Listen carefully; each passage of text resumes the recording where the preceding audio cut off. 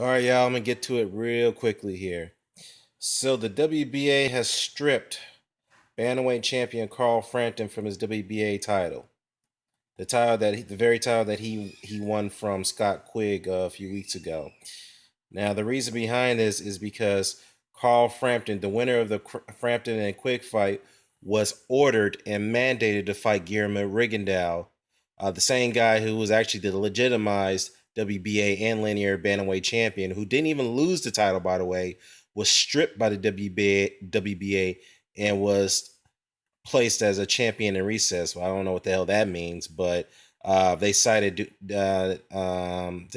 inactivity, which I found that was kind of ludicrous in a way. But it is what it is. I'll get to that in a sec. But we all know that Carl Frampton and Barry McGuigan have publicly had came out.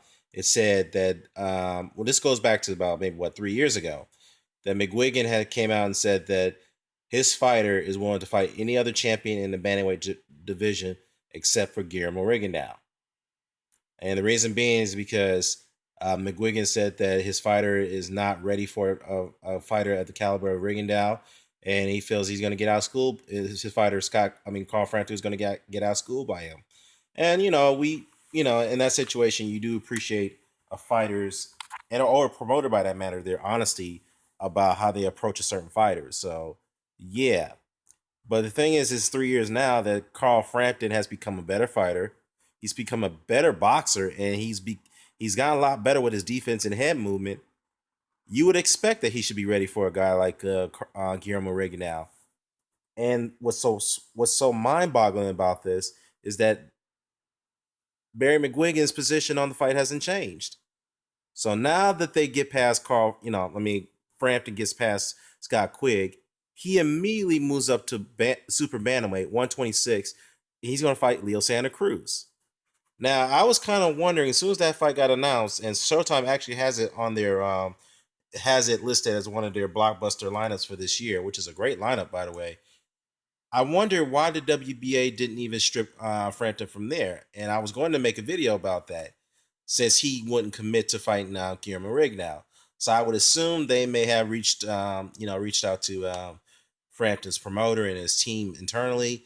They want to try to talk him into the fight. I don't know. I'm just assuming why they could have tried to talk him into just committing to fighting Rigondeaux.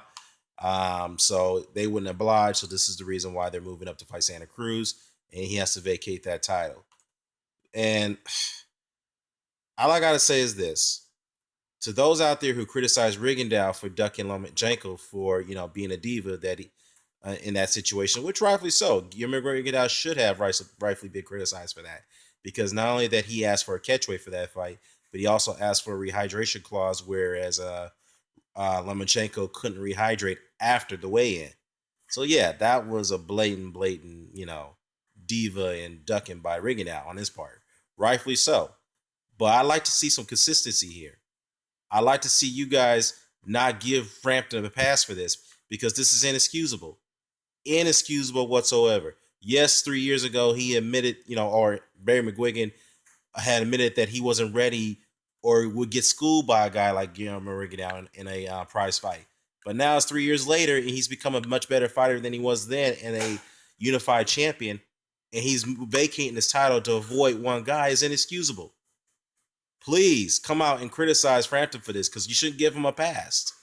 You should not give him a pass. If you're not going to give Rigondeaux a pass for the Lomachenko situation, you should definitely not give Frampton a pass for this. Okay, this is inexcusable. I don't want to hear this, oh, Rigondeaux is born. This is the reason why the fight couldn't be made. All right, first of all, I'll concede to one thing. Rigondeaux is not the most exciting fighter. I understand that. But he's definitely not a very boring fighter, okay? He's not a boring fighter. He's an excellent defensive tactician, and he can go toe-to-toe unless he is forced to do so. He can put on good fights. Take a look at the Nonito Donaire fight when he was forced to fight him. Look at the Akashi Yamagasa fight when he was forced to fight Yamagasa. He displayed a great show in that fight. Both of those fights, I should say. Okay? Even the fight against Tian Kennedy. Take a look at that.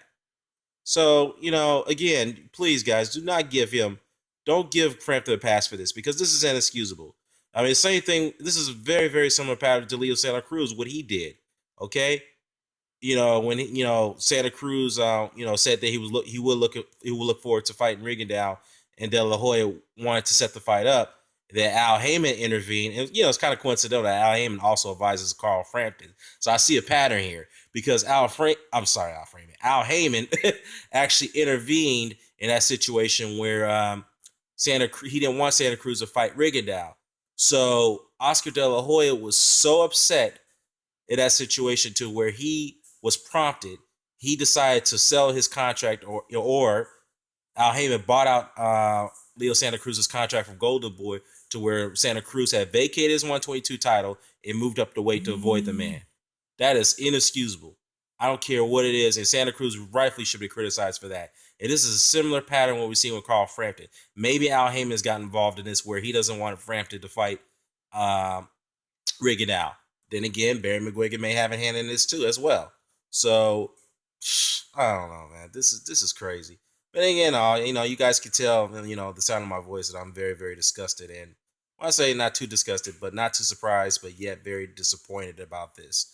And this is the reason why, again, I have to stress this out, that the lower weight classes, you get guys ducking each other, move up in weight or moving down in weight to avoid other guys, while in the heavyweights, you don't see this type of pussyfooting. Well, anyways, let me know what you think. Care to comment, share, subscribe. Signing off. Peace.